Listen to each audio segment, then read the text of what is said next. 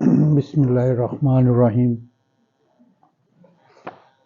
دوستو، میں ناصر محمود گجر، مرکزی کنوینر آل پاکستان گجر ایسوسی ایشن۔ دوستو، میرا آج کا ولاگ پاکستان کی ایک تاریخ ساز شخصیت، میری مراد عمران احمد خان نیازی، جو کہ فاؤنڈر ہیں پاکستان تحریک انصاف کے۔ پی ٹی آئی کا قیام کن معروضی حالات میں ہوا، میں اس پہ تھوڑی سی روشنی ڈالنی چاہوں گا۔ عمران احمد خان نیازی، جس کا نام ہے بلا مبالغہ پاکستان کا ایک برانڈ ہے، ایک رائل فیملی سے تعلق رکھنے والا عمران احمد خان نیازی ایچیسن سے پڑھا لکھا، آکسفورڈ سے پڑھا لکھا۔ جب پاکستانی کرکٹ ٹیم میں آیا تو ایک چارمنگ پرسنالٹی تھی، اور اللہ تعالیٰ نے بہت جلد اس کو انٹرنیشنل لیول کا ایک پلیئر بنا دیا، جس میں بہرحال اس کی اپنی ذاتی محنت کاوش کا ایک بہت بڑا ہاتھ تھا۔ کرکٹ میں وہ جب کپتان بنا تو پھر اس نے پاکستان کو دنیا کا کپتان بنا دیا۔ میری مراد ورلڈ کپ کو 92 میں جیت کر اس نے ایک ایگزامپل سیٹ کر دی کہ وہ جس چیز کو ٹھان لیتا ہے تو پھر اس کو کر کے رہتا ہے۔ جس دن اس نے ورلڈ کپ جیتا تو ٹرافی حاصل کرتے ہوئے شارجہ کی گراؤنڈ میں اس نے اعلان کیا کہ وہ پاکستان کینسر کا ایک ہاسپٹل بنائے گا،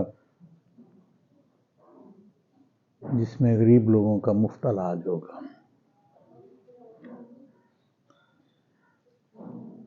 اس نے جو کہا وہ کر دکھایا، پوری دنیا سے چندہ اکٹھا کیا اور ایک ناممکن کام کو پرائیویٹ سیکٹر میں پایا تکمیل تک پہنچا کے بلڈنگ بھی بن گئی، مشینری بھی آ گئی، عملہ بھی ہو گیا، اور شوکت خانم ہاسپٹل لاہور جوہر ٹاؤن میں کامیابی کے ساتھ چلنا شروع ہو گیا۔ شوکت خانم بنانے کے بعد، اس کو چلانے کے بعد، اس نے تعلیمی میدان میں قدم رکھا تو نمل یونیورسٹی کے بعد القادر یونیورسٹی، شوکت خانم لاہور کے بعد شوکت خانم پشاور، شوکت خانم کراچی۔ یہ اتنے بڑے رفاہی منصوبے ہیں کہ جس کی نظیر نہیں ملتی، اور وہ اتنا بڑا سرمایہ دار خاندان سے اس کا تعلق نہیں تھا، اس کی ملیں نہیں تھی، اس نے ٹیکس چوری نہیں کیا، اس نے فراڈ نہیں کیا، اس نے پوری دنیا سے چندے مانگ کر یہ ادارے قائم کیے، اور قائم کیے نہیں بلکہ ان کو کامیابی کے ساتھ چلایا بھی، اور ایک ایگزامپل سیٹ کر دی کہ جب کوئی شخص اچھی نیت سے کسی کام کی ابتدا کرتا ہے تو اللہ تعالیٰ بھی اس کا حامی ناصر ہو جاتا ہے، اور پھر وہ اللہ تعالیٰ کی نصرت سے وہ کام اگر نیت نیک ہو تو پایا تکمیل تک بھی پہنچ جاتے ہیں۔ تو میرے ہم وطنوں، اس کے بعد اسی عرصے میں جب اس نے شوکت خانم لاہور بنایا تو اس نے سیاست کے اس خاردار راستے پہ، جس میں اسے پتہ تھا کہ مجھے بڑی مشکلات آئیں گی، اگر وہ شارٹ کٹ کرنا چاہتا، جس طرح ہمارے باقی پولیٹیشین، کوئی بھی پولیٹیکل پارٹی جسٹ لائک مسلم لیگ نون اسمبلی میں جا کے بنی، پیپلز پارٹی بھٹو کا لمبا پیریڈ تھا اقتدار کا، اس کے بعد بنی ایک ملت نام کی پارٹی بنی تھی، وہ بھی صدر پاکستان سارے جھولے لے کے فاروق لغاری نے وہ بنائی، ٹھس ہو گئی۔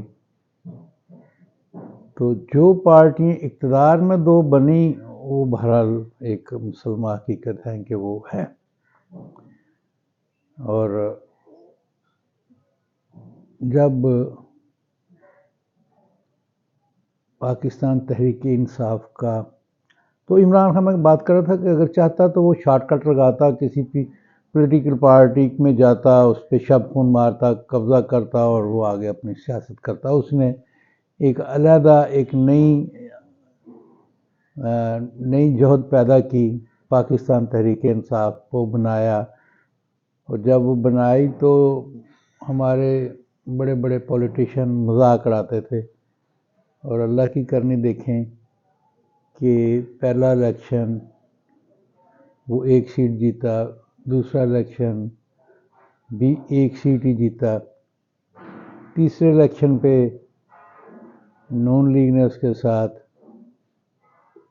دغا کیا، بائیکاٹ کا کہہ کے جب اس نے اعلان کر دیا تو پھر چور دروازے کے ساتھ میں سے نکل کے تو نون لیگ نے الیکشن لڑا۔ 2008 کے الیکشن میں اس کا بائیکاٹ ہوا، مگر اس نے اپنی جو جدوجہد جاری رکھی۔ پھر 2013 کے الیکشن میں اللہ تعالیٰ نے اس کو قومی اسمبلی میں ایک اچھی فگرز ملی اور کے پی میں حکومت بنی۔ اس طرح پھر 2018 میں اس کو اپنی سیاسی جدوجہد سے پاکستان کی وزارت عظمیٰ، پنجاب میں حکومت، کے پی میں حکومت، اور اس طرح وہ ترقی کے منازل طے کرتے کرتے اللہ تعالیٰ نے اس کو وزارت عظمیٰ کے جلیل القدر عہدے سے نوازا۔ اگر وہ روایتی سیاستدان ہوتا تو جس طرح باقی لوگ سیاست میں جا کے شوگر ملیں بناتے، ٹیکسٹائل ملیں بناتے، پاور پلانٹ بناتے ہوئے میگا پروجیکٹ میں سے کک بیک حاصل کرتا، اس نے یہ کام نہیں کیا، جس کا خمیازہ 3.5 سال کی بعد اس نے انٹرنیشنل پلیئر اور نیشنل پلیئر کو کمپرومائز نہ کرنے کا کہہ کے حکومت کرتا رہا۔ اسے اندازہ نہیں تھا کہ یہ راستے بڑے خطرناک ہوتے ہیں۔ انٹرنیشنل پلیئر اور نیشنل پلیئر کی گٹھ جوڑ سے اس کی حکومت کو چلتا کیا اور ملک کو ایک نہ سنبھلنے والے بحران میں داخل کر دیا گیا۔ اور جب اسے اندازہ ہوا کہ یہ کیا ہوا، اس وقت تک ٹائم بہت گزر چکا تھا، اور اس نے اقتدار میں آنے کے بعد بہت سارے اس کے ساتھ خفیہ رابطے ہوئے کہ تمہیں وزارت عظمیٰ دوبارہ مل جائے گی، تم یہ کرو، تم وہ کرو، مگر وہ نہ مانا۔ تو اسی طرح اس پہ وزیر آباد میں ایک جان لیوا حملہ ہوا جس میں اللہ تعالیٰ نے اس کی زندگی محفوظ رکھی، اور وہ اپنی سیاسی جدوجہد میں جتا رہا۔ پھر 9 مئی کا ایک واقعہ ہوا، 7 یا 8 مئی کو اس کو گرفتار کیا گیا،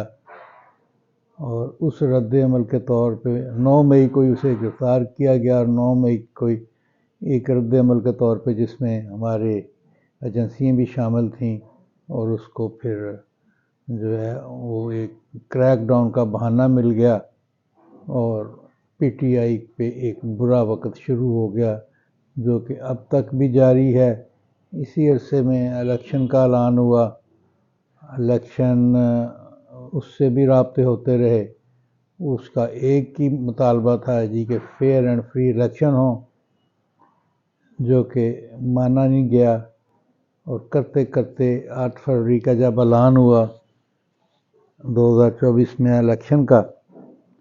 تو عمران خان کی جماعت پہ ایک پابندی کی کیفیت ہے، اس کا انتخابی نشان چھین لیا، اس کے کینڈیڈیٹ آزاد حیثیت میں الیکشن کنٹیسٹ کر رہے ہیں، وہ پابند سلاسل ہے۔ تو اس طرح ایک طویل جدوجہد کے بعد ابھی بھی وہ جدوجہد میں وزارت عظمیٰ حاصل کرنے کے باوجود عمران خان جو ہے وہ ایک جہد مسلسل میں ہے۔ اے میرے اللہ میرے وطن کی حفاظت کرنا، میرے وطن کے لیے جو حکمران بہتر ہیں میرے اللہ ان کی مدد کر اور پاکستان کو استحکام بخش۔ میرا آج کا ولاگ تھوڑا سا لمبا ہو گیا ہے، اس میں ابھی باتیں کرنے والی تو بہت تھیں مگر بہت سارے ایشو رہ گئے ہیں۔ میں اس دعا کے ساتھ اپنے ملک پاکستان کی عوام سے ملتمس ہوں کہ عمران خان کے نامزد کردہ امیدواروں کو بڑی بھاری اکثریت میں کامیاب کر کے ملک کو ایک سیدھے راستے پہ چلنے کا راستہ دکھائیں۔ اسی کے ساتھ میں اجازت چاہوں گا اور اپنے ویور سے ایک خواہش بھی رکھوں گا کہ میرے چینل کو لائک کریں، سبسکرائب کریں، شیئر کریں اور کمنٹ بھی کریں۔ خدا حافظ۔ ولاگ بہت لمبا ہو چکا ہے۔